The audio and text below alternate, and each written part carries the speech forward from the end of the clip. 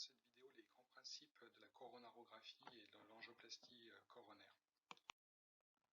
L'objectif de cette technique est d'explorer et éventuellement de traiter les artères coronaires quand elles sont pathologiques. Il s'agit d'un examen qui va nous permettre d'opacifier la coronaire droite et la coronaire gauche, qui se divisent en artères interventriculaires antérieures et en circonflexes, pour nous donner des images d'une grande qualité, très précises, afin d'identifier les lésions et d'éventuellement les traiter. Sur ce schéma que vous voyez ici, c'est une image de corps au scanner reconstruite qui a juste pour but de rappeler l'anatomie coronaire. Alors, comment pratique-t-on la coronarographie? Eh bien, il s'agit d'une ponction artérielle sous anesthésie locale, de préférence par la voie radiale. Donc là, vous allez voir un exemple de ponction artérielle par une technique qu'on appelle transfixiante. Donc, cette technique est indolore une fois qu'on a fait une anesthésie locale. On va repérer l'artère radiale, puis avec ce poncteur, cathétériser l'artère radiale.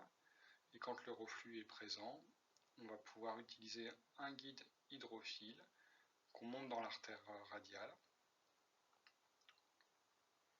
On retire la partie plastique et on va pouvoir monter sur ce guide hydrophile ce qu'on appelle un désilet, qui est un cathéter avec une valve anti-reflux.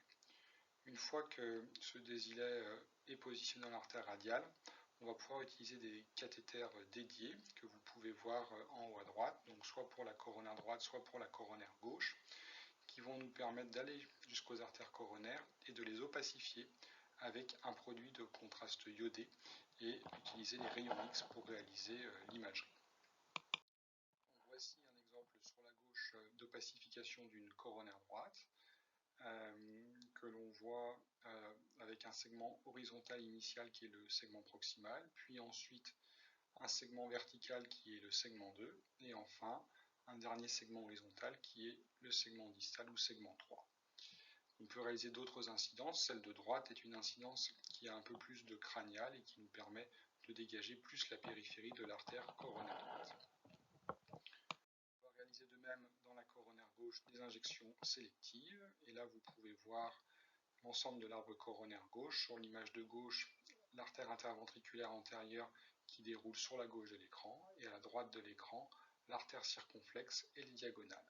Sur l'image de droite, c'est une incidence qui est différente et on voit la circonflexe qui défile vers le bas de l'image, alors que l'artère interventriculaire antérieure défile vers le haut de l'image.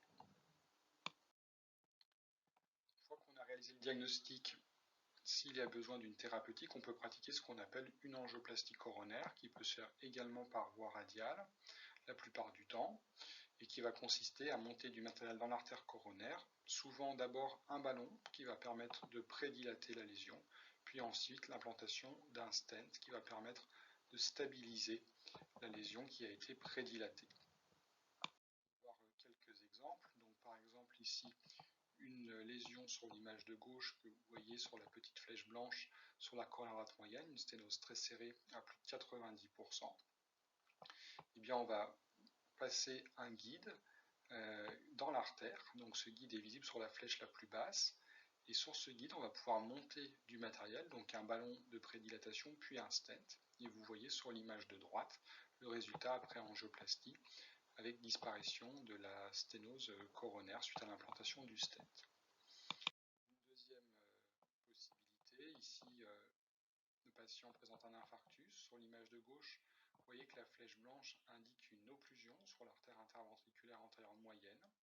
Donc on va passer de nouveau un guide, c'est l'image centrale, qui va se placer en distalité de l'artère, puis ensuite on va recanaliser l'artère, ici avec l'implantation d'un stent qui permet de récupérer le flux. Donc voici cette petite présentation qui permet d'expliquer les rudiments d'une coronarographie.